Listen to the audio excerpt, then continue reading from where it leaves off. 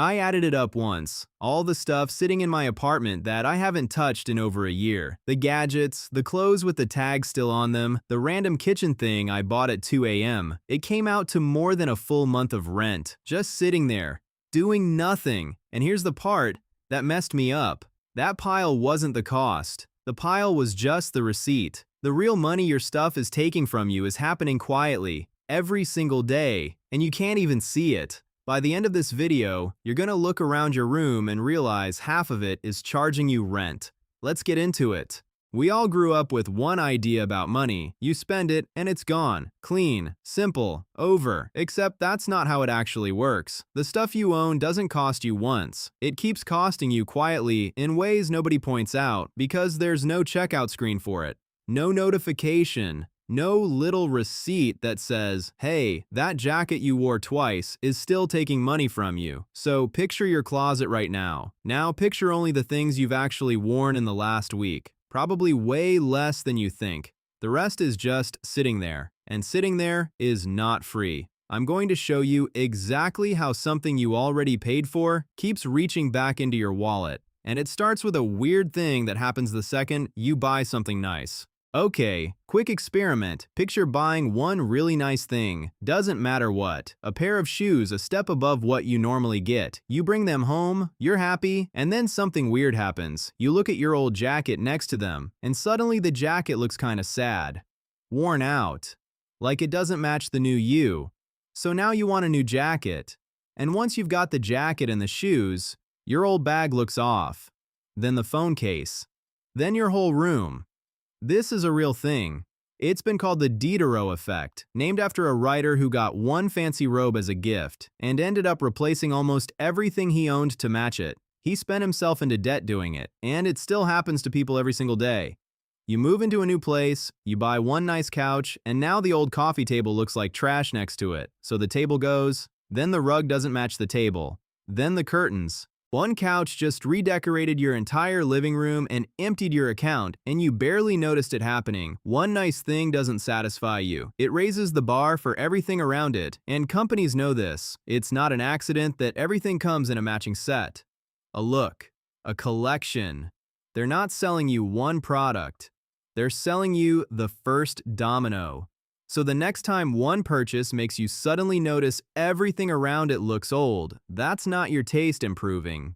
That's the trap working exactly how it's supposed to. But the upgrade spiral is just the start, because there's a single moment, the exact second you buy something, where it secretly loses a huge chunk of its value, and almost nobody notices it happen. Here's something that should bother you. The moment you own something, it's usually worth less than what you paid for it. Try it. Buy basically anything, then immediately try to sell it. A phone, a console, a pair of sneakers. You'll almost never get back what you paid.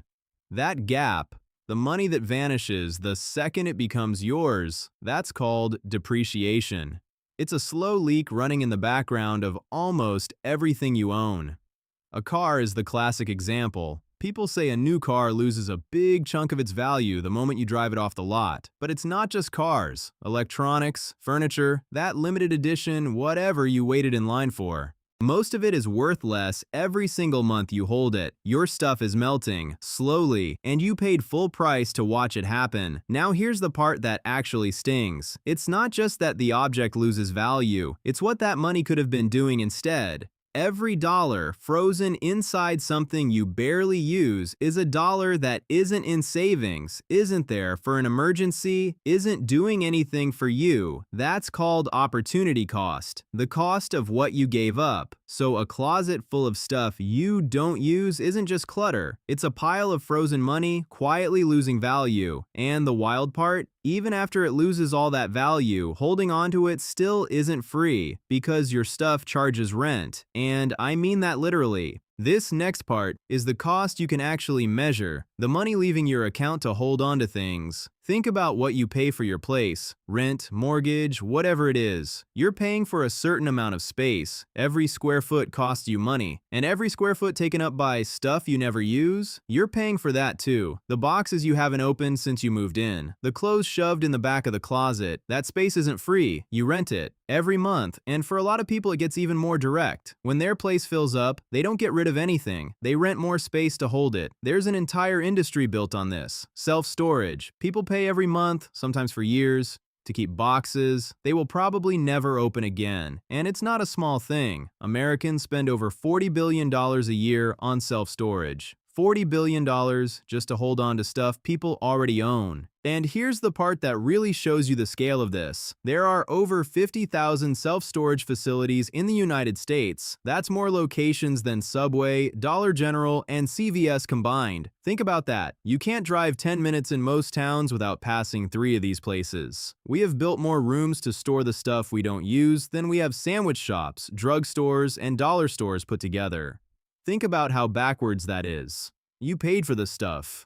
The stuff lost most of its value, and now you're paying again, every month, just to keep it in a building you'll barely visit. A metal door, a padlock, a room full of things you forgot you owned, and a payment leaving your account on autopilot. That's not owning your stuff anymore. At that point, your stuff kind of owns you. So if it costs us this much, why don't we just let it go? Why is getting rid of things we don't even use so weirdly hard? Because the next cost isn't in your wallet, it's in your head. This one is pure self-sabotage. Your own brain is working against you. Think of something you own that you never use, but you can't bring yourself to get rid of. We've all got that thing. The expensive jacket, the gym gear that's now a clothes rack, and every time you think about letting it go, a little voice goes, "But I paid so much for it. I can't just get rid of it." That voice is lying to you. The money you spent is already gone. It left your account the day you bought the thing. Keeping a jacket you never wear does not bring that money back, but your brain treats throwing it out like losing the money all over again. That mental trap has a name. It's called the sunk cost fallacy. You hold on to stuff to justify what you already spent, even when holding on costs you more. In space, in clutter, in the weight of a room full of things you don't actually want. And the sneakiest version of this trap isn't even physical. It's the stuff you're still paying for that you forgot you own. The app subscription from a year ago, the membership you used twice, the little auto-renewing charges buried in your statement that you've trained yourself not to look at. And here's how bad it actually gets. When researchers asked people to guess their monthly subscription spending, the average answer was around $86. Then they had those same people add it up for real, line by line. The actual number? 219. That's more than double what they thought every single month. And here's the part that should really sting. Almost half of people, close to 1 in 2, are paying for at least one subscription they've completely forgotten about. Money leaving your account every month for something you don't even remember signing up for. And you already know how it happens. You sign up for a free trial of some streaming app to watch one show. You finish the show, you forget the trial exists, and a month later, it quietly flips into a paid plan. Then it just keeps charging. $6 here, $12 there. You've got 2 music apps because you forgot you were already paying for one. A cloud storage plan you upgraded that one time your phone was full. A meditation app you used for exactly 4 days in January. None of these feel like a real expense on their own. That's the trick. They're small enough to ignore, and there are just enough of them that you never add them up. Your brain ignores them because canceling feels like admitting you wasted the money in the first place. So you just keep paying. That's the ghost version of owning stuff. You're not just paying to keep junk in a closet. You're paying for things you don't even remember owning. So once you can see all of this, the spiral, the leak, the rent, the trap, what do you actually do about it? Here's the good news. You don't have to become a monk and own 5 things total. You just have to flip one idea in your head. Stop thinking about price and start thinking about cost. Price is what you pay once. Cost is what it takes from you over time. The space, the upkeep, the money it ties up. A cheap thing you never use has a high cost. An expensive thing you use every day might be the best deal you ever made. So, a few simple moves. Before you buy something, don't just ask if you can afford it. Ask where it's going to live and how often you'll actually reach for it. That one question kills a shocking number of bad purchases. Go through your subscriptions this week, all of them. Pull up your bank statement, sort it by recurring charges, and actually read every line.